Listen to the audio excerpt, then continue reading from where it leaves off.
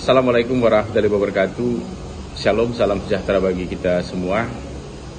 Saya Yansen Stindaun dari Medan, Sumatera Utara, menyapa seluruh teman-teman, sahabat dan rekan-rekan pengurus, kader dan simpatisan Partai Demokrat di seluruh Indonesia.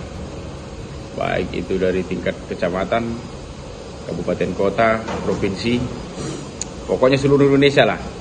Bahkan juga cabang-cabang Partai Demokrat dari luar negeri, misalnya di Malaysia, di Singapura, di Australia, di Taiwan, dan di banyak tempat lainnya. Teman-teman, saya hanya ingin menyampaikan dua hal saja. Ya, yang pertama, tidak ada itu dualisme Partai Demokrat itu. Yang ada itu hanya satu lisme. Itu. Jadi Partai Demokrat yang sah itu hanya ada satu, yaitu Partai Demokrat yang dipimpin oleh Mas AHY. Jadi itu harus jadi pegangan teman-teman. Jadi keyakinan dalam berpolitik ini penting, ya. Jadi jangan terpengaruh dengan berita-berita yang ada di media. Jadi Partai Demokrat hanya ada satu. Partai Demokrat yang legal dan resmi hanya ada satu. Partai Demokrat yang sah hanya ada satu, yaitu Partai Demokrat yang dipimpin oleh Mas AHY. Yang kedua, saya ingin menyampaikan soal pertanyaan teman-teman begitu yang masuk ke saya terkait KLB di Sibolangit kemarin, di Deli Serdang kemarin. Setiap partai, setiap organisasi itu punya aturan main, termasuk kaitannya dengan soal KLB. Itu musyawarah luar biasa, kongres luar biasa, atau persamaannya lah begitu. Dan aturan main itu, ya khususnya partai politik ya, itu negara tahu, Menteri Hukum dan HAM tahu. Karena anggaran dasar, anggaran rumah tangga partai itu ikut juga disahkan, ya, oleh Menteri Hukum dan HAM. Jadi apa yang tertulis di anggaran dasar, anggaran rumah tangga Partai Demokrat? Jelas sekali. Syarat KLB itu ada 3. Jadi yang pertama itu adanya representasi keterwakilan DPC begitu. Kalau untuk KLB itu 50% di Demokrat. Kemudian DPD-nya juga harus hadir. DPD itu adalah pemimpin partai di tingkat provinsi. Kalau itu syaratnya 2/3 plus ya Majelis Tinggi Partai atau MTP. Jadi karena ini KLB begitu dan mereka buat kemarin itu terburu-buru, kan berat itu untuk kemudian memenuhi 3 syarat tadi. Jadi kita buang aja lah soal syarat keterwakilan DPC begitu, karena kan berat sekali tuh. Jadi 50% dari 514 DPC berarti 260-an sekian itu. Bilangannya aja ratusan, berat pasti itu dipenuhi itu. Jadi kita hilangkan aja lah untuk memotret KLB yang di Sibolangit kemarin yang mereka lakukan itu sah apa tidak begitu sesuai anggaran dasar. Kemudian MTP juga kita hilangkan aja. Itu kita hilangkan saja itu. Karena itu juga berat untuk mereka penuhi. Dan pernyataan Ketua MTP, Pak SB kan sudah jelas itu. Jadi tidak mungkin kemudian ada izin dari Majelis Tinggi Partai. Jadi cukup kita ambil syarat paling ringan. Yaitu syarat keterwakilan DPD.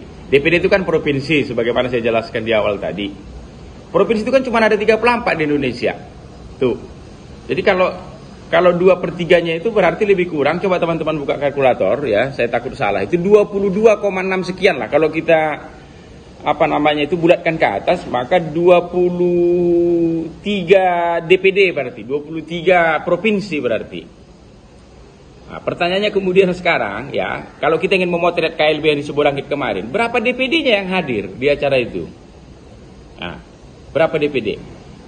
Bisa saya katakan ya, siang ini tidak ada satupun DPD yang hadir di acara Sibolangit itu.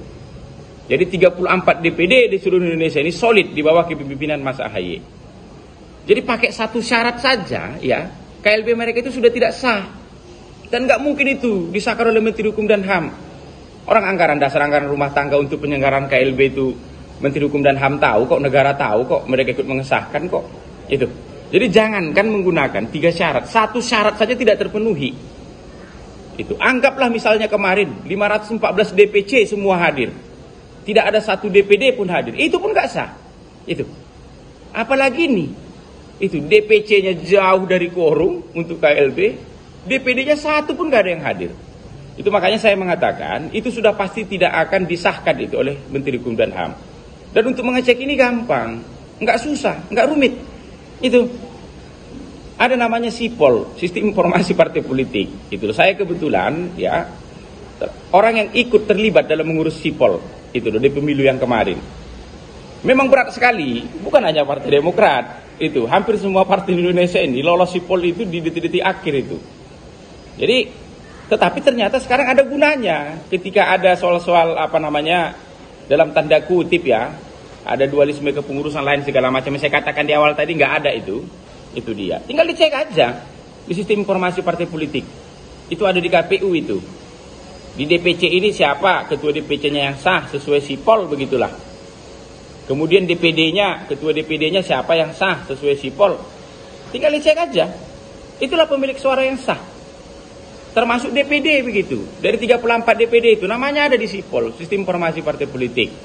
Itu. Ada nggak yang hadir? Ya, dapat saya katakan tidak ada yang hadir. Jadi teman-teman semuanya, pengurus Partai Demokrat di seluruh Indonesia tenang. Itu tenang. Tidak ada itu dualisme Partai Demokrat dan pasti tidak disahkan itu. Ini kalau menggunakan potret hukum ya. Karena ini kita bicara hukum ini ya. Pendekatannya ini, metodologinya ini pakai pendekatan legal positivisme ini, hukum. Apa yang tersurat itu. Karena kita ini negara hukum, bukan negara kekuasaan, bukan maksud. Itu. Jadi kekuasaan sekalipun, negara sekalipun itu tunduk di bawah hukum, termasuk rakyat. Itu dia. Jadi teman-teman tenang semuanya, ya tenang, ya. Itu Demokrat yang sah itu, ya, dan sejak dulu juga sudah disahkan itu oleh Kumham. Itu hanya Demokrat yang dipimpin oleh Mas Ahaye. Jadi salam dari saya, Senistin Daun, dari Sumatera Utara, dari Medan Sumatera Utara. Horas mujuah membantah Krina. Sehat selalu. Hidup Demokrat, hidup AY, hidup SBY, hidup seluruh kader-kader Partai Demokrat di Indonesia. Kita solid, satu barisan di bawah komando ya Ketum Mas Ahaye.